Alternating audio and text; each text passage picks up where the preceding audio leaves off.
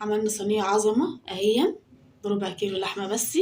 تعالوا نشوف مقاديرها بسيطة جدا جدا ومش مكلفة. تعالوا نشوف عملناها ازاي. بسم الله الرحمن الرحيم. اهلا بيكم في قناتنا اكلتي من بيتي احلى. بعد غياب كبير هنرجع معاكم ونعمل اكلة سريعة واقتصادية وسهلة جدا وكمان هتعجبكم جدا جدا وصحية كمان. فهنعمل معاكم دلوقتي ربع كيلو لحمة، احسن طاجن خضار باللحمة بربع كيلو بس. طبعا ممكن تزود الكمية اللي انت عايزاها، بس احنا النهارده هنعملها بربع كيلو لحمة بس.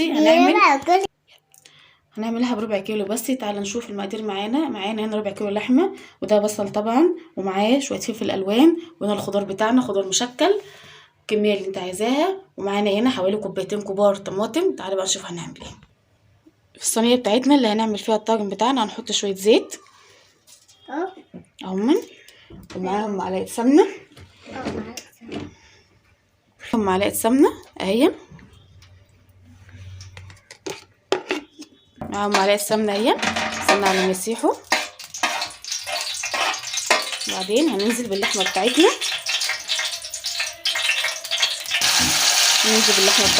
اهي، نديها تشويحه بس كده. حاطين هنا كميه اللحمه بتاعتنا، انا عاملاها طبعا في الصينيه الكبيره اللي انا هحط فيها اصلا فيها الخضار. اللحمه بتاعتنا خدت صدمه من ناحيتين كده، هننزل عليها هنبهرها ادي فلفل اسمر،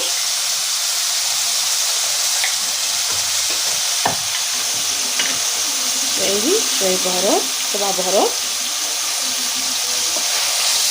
ماشي. ادي معانا شويه كزبره،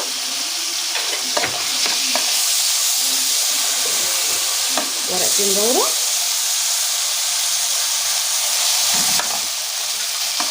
ماشي. نديها تشويحه وتخلي الخضار طعمه حلو قوي قوي. بعد ما اديناها تشويحه كده هنشيل اللحمه بتاعتنا، ننزل بالخضار نشوحه مكان اللحمه على طول. بعد ما شلنا اللحمه بتاعتنا هننزل بالبصل،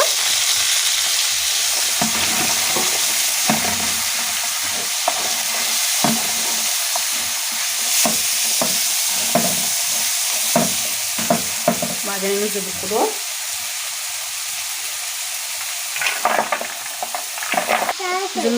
نزلنا بالخضار اهو.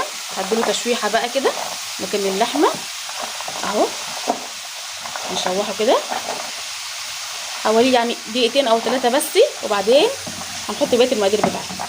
بعد ما ادينا الخضار تشويحه كده هنزل عليه معلقه بابريكا، نزود كمان شويه فلفل اسمر صغيرين، وحابه نسيبها. ما حطيناش دهان تاني على فكره، ما حطيناش سمنه ولا حطينا زيت ولا اي حاجه تاني، بس كده اهو. شكل جميل جدا والله اهو. هنقلبه بقى في البهارات بتاعتنا دي، وبعدين بعد كده ننزل بالصلصه بتاعتنا. ننزل دلوقتي بالطماطم بتاعتنا اهي،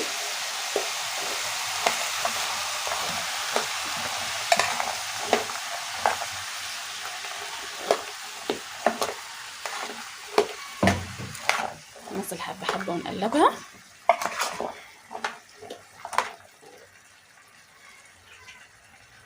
معانا هنا معلقه صلصه، معانا هنا وقلبناها هي، والله ريحتها روعه جدا اهي.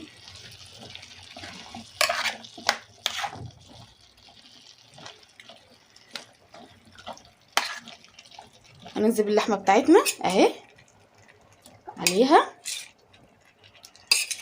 نزلنا باللحمه بتاعتنا اهي. هنحط بقى نرش عليها حبه ملح، لان احنا ده كله ما حطيناش ملح. طبعا الملح طبعا حسب الرغبه. معانا هنا مكعب دجاج اهو هنحطه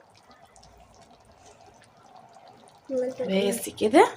خلاص كده خلصنا فيها كل حاجه، مش هنحط حاجه تاني. هنغطيها دلوقتي بقى بورق سلوفان وندخلها على الفرن على طول. هتقعد في الفرن كتير، هتقعد في الفرن حوالي ساعه. الخضار هيستوي كويس جدا واللحمه هتستوي كويس جدا، وهيبقى احسن طاجن بالخضار. تعالى بقى نشوف هنعمل ايه فيه.